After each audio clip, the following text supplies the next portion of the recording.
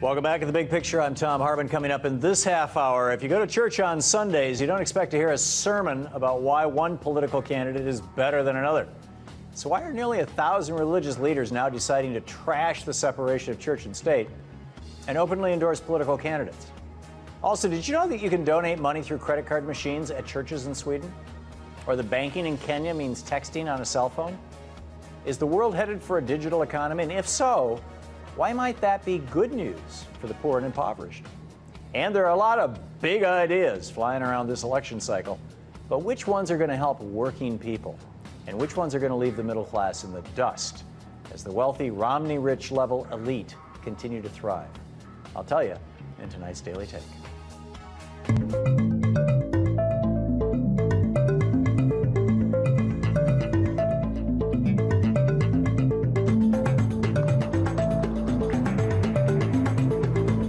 The rest of the news, more than 1,000 religious leaders across the nation have decided to take a wrecking ball to that wall separating church and state.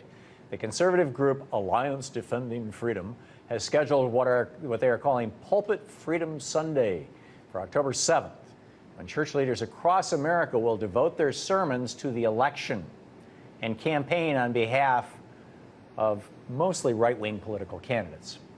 According to IRS law, churches enjoy tax-exempt status so long as they don't participate in political campaigns on behalf of or against any particular candidate. Those church leaders also plan to send video of their right-wing political sermons to the IRS in hopes of triggering a legal case that could strike down laws against tax-exempt political activity in churches. Today, many churches have been turned into very lucrative businesses, and those church businesses haven't shied away from using their wealth to aid numerous far-right political causes. So the question is, if churches want to operate like a business, and isn't it time they get taxed like a business as well? Joining me now to offer her take on this is Dr. Carol Swain, professor of political science and law at Vanderbilt University and author of the book, Be the People, A Call to Reclaim America's Faith and Promise. Dr. Swain, welcome back to the program. Hi, Tom. How are you? I am very well. I hope you are too. So many churches are making millions, tens of millions of dollars. In fact, you have so many pastors who are, making way, way more than the average working American. I disagree. Why? I disagree. Seriously, you don't think that mega churches with multi-million-dollar budgets and pastors making $400,000 or $500,000 salaries are real?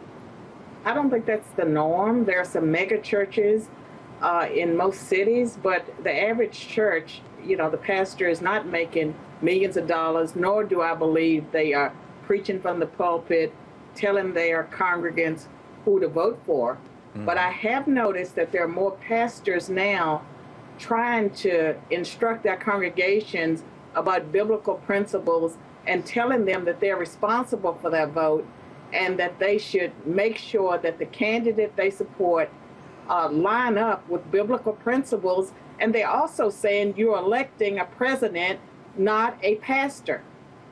Well, you remember, I'm guessing, Carol, when the centurion, I believe it was, came to Jesus and showed him a coin and said, should I be paying my taxes, or should I? And Jesus replied to him and said, whose picture's on that? And the guy said, Caesar. And he said, render unto Caesar what's Caesar's and unto God what's God's. In other words, the founder of Christianity called for a wall of separation between church and state. Isn't the moment that a church starts talking about political candidates and elections the moment that they've stepped over that line that the founder of Christianity established? Tom, that in 1954, Lyndon Johnson passed the Johnson Amendment that he is responsible for the IRS code against churches. Yeah, up until then, churches could talk about whatever they wanted to talk about. I think that they have constitutional rights like any other institution. And so they are trying to reclaim their voice because they have been silent for so long. We have lost, or we are losing, the culture war. I think that churches have an obligation to teach biblical principles. And if one political party lines up to those principles better than another, then it makes sense for them to at least hold their congregants responsible, or at least give them the information they need to make intelligent choices based you on realize, Dr. Swain, that's the exact same argument the Taliban makes. Well, let's not talk about the Taliban. I'm talking about America, where we're supposed to have freedom of religion, freedom of speech, and freedom of association, and churches don't lose their constitutional rights. And it was 1954. But there's no constitutional right. It was 64. And there's no constitutional right to a tax advantage, to a tax break. Why should we be giving these huge multi-million-dollar corporations, and they are incorporated even though as nonprofits, why should we be giving these giant corporations huge tax breaks when they're violating the law? There are some churches that have a lot of, they have more than just a sanctuary. That they do have bookstores, they have a lot of other things going on. It's up to the community to decide, when a church is involved in so many other businesses that it has nothing to do with their religious mission. But most of the churches I know are very much involved in ministering, not just to their congregants, but also to the community and to people around the world. Well, let's agree that that should be tax exempt. But when they start becoming political preachers, haven't they done the exact same thing as if they decided to go in the business of manufacturing cars? They've stepped out of the religious business and they've gone into something else. In this case, either politics or auto manufacturing. I don't know how many churches are actually telling their congregants to vote for a particular candidate.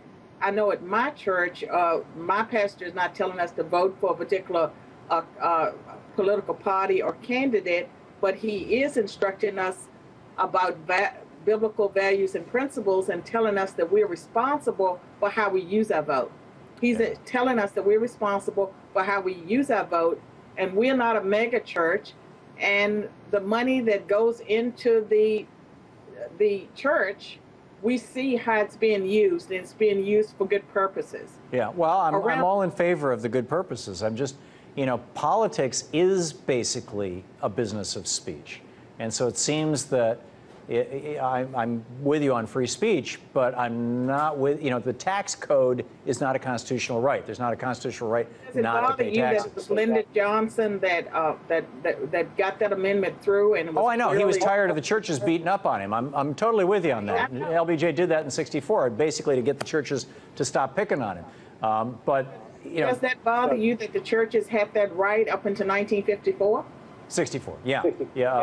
No, I acknowledge that. Dr. Carol Swain, we're out of time, but thanks so much for dropping by and having this conversation with me. It's always nice talking with you.